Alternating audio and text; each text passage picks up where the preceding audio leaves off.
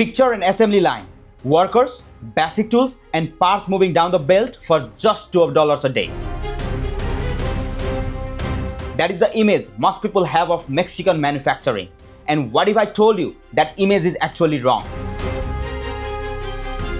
How does a country best known for cheap labor become the north center of North America's entire tech supply chain? In 2025, computer equipments overtook cars as Mexico's #1 export, and that also for the first time in history. $85.4 billion worth of computers, chips and processors crossed the border of the US in a single year. That is a 144% jump in just 12 months. Does that sound like an assembly line economy to you? The world was watching China, it was watching Taiwan, and while everyone was looking the other way, Mexico rewired itself. And today in this episode of Factopiax, we are going to show you how did this all happen. Stay till the end because we are going to uncover what the news headlines have yet left to cover the gap.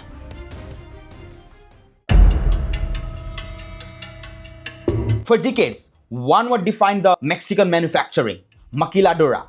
A maquiladora is simple. A factory imports raw materials, put things together cheaply, and ships them across the border.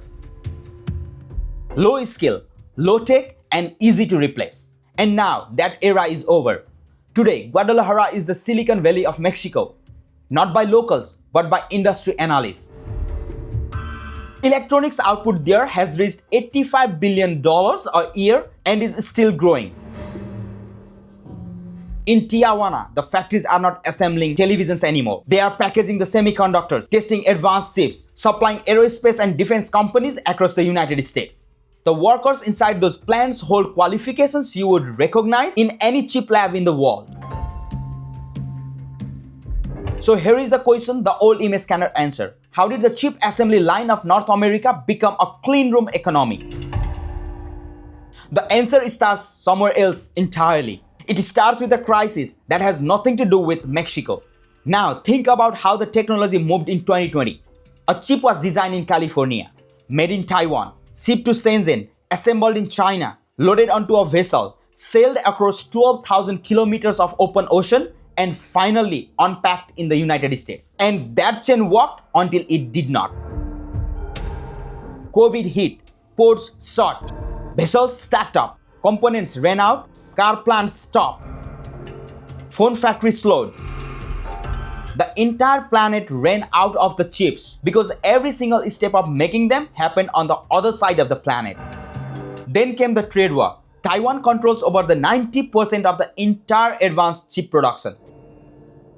90%, that's huge. And the political tensions around the Taiwan has been rising for years. Tech companies started asking questions which they had never had to ask before. If that supply disappears tomorrow, what do we do? That was the question that made Western countries awake at night.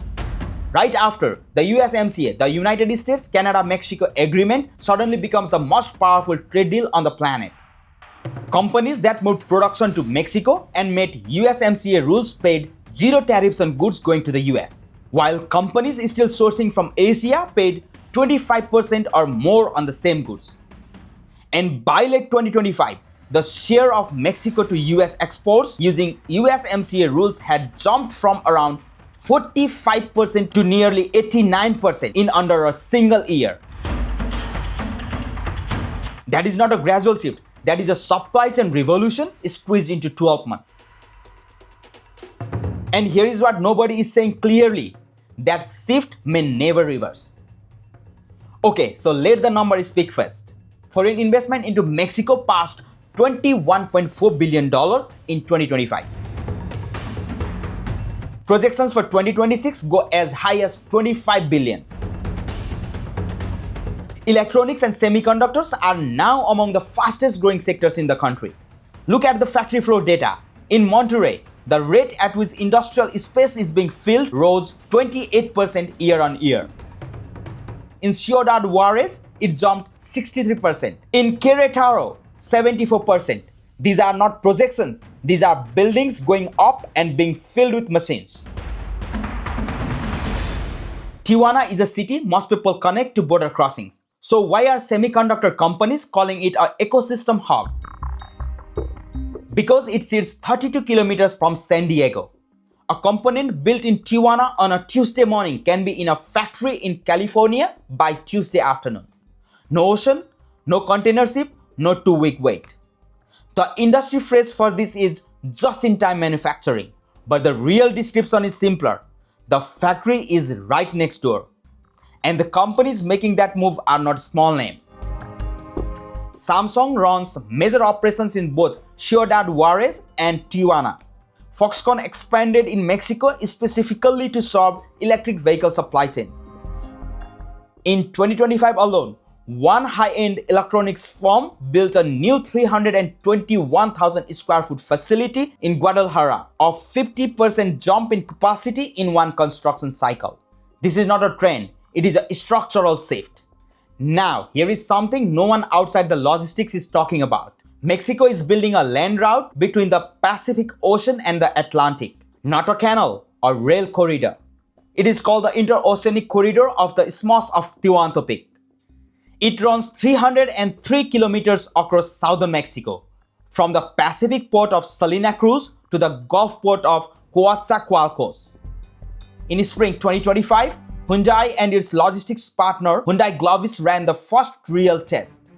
They moved 900 vehicles from South Korea across the Pacific across Mexico by rail and on the US East Coast in 72 hours. The rail crossing alone took 9 hours. The same route through the Panama Canal was taking 15 to 20 days during drought closure in 2023 and 2024. That is not a small improvement. That is a different category of supply chain, and the corridor cuts the shipping cost by 15%. So here is the obvious question. If this route already works, why is not every major shipper using it right now?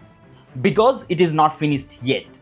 Full operation is targeted for mid-2026. There have been some serious safety problems. A train derailment in December 2025, killing 14 people. Container volume still cannot match the Panama Canal, but the direction is clear. The corridor already connects 82 international destinations. It handles close to 22% of Mexico's total cargo movement. And when it reaches the full capacity, the trade map of the Western Hemisphere will change forever. Now here is where the story gets complicated. Mexico's computer exports grew 144% in 2025. That is the headline. But look underneath it. Foreign investment, specifically into computing sector, came in at just $631 million. Manufacturing jobs in the high-tech sector were flat or slightly down for most of the year. Formal export registered manufacturers actually cut their workforce by about 3.3% from late 2024 levels. Read that again. Exports soaring, investment modest, and jobs shrinking. So here is the contradiction buried inside the boom. Yes, Mexico is definitely exporting more high-tech goods than ever before, but it is not yet building the deep industrial roots needed to hold its positions. The exports are surging. The investment is not keeping pace. The jobs are not growing. That gap between what the trade data shows and what the factory floor actually looks like is the risk that the investment world does not want to say out loud. Because if US demand for tech slows, Mexico does not yet have enough industrial depth to absorb that shock. In President Sheinbaum's plan, Mexico has named semiconductors a national priority. A January 2025 presidential decree introduced tax breaks for chip manufacturing investment. The government has committed 772 billion pesos to infrastructure in 2026. Energy, transport, and industrial zones. There is a plan, but the question is whether it moves fast enough. By 2030, the global semiconductor market is projected to cross $1 trillion. And Mexico's share of market today is less than 1%. But 6 months ago, computer equipment was not even the Mexico's biggest export, but today it is. The trajectory is real, the gaps are real, both things are true at the same time. Can Mexico move fast enough?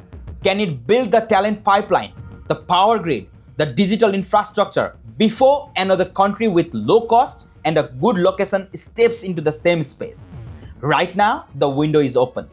The trade advantage under USMCA is built into law. The geography cannot be moved.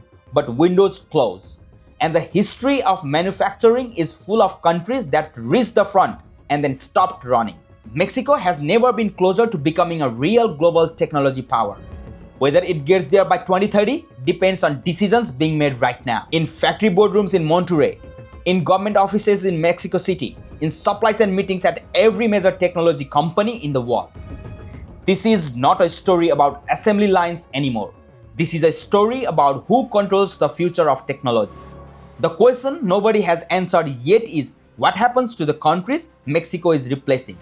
That is where our next video goes. If you have not subscribed us, subscribe now so that you get notifications of all our videos, as you don't want to miss any of those. Thank you so much for watching. We will see you in the next video.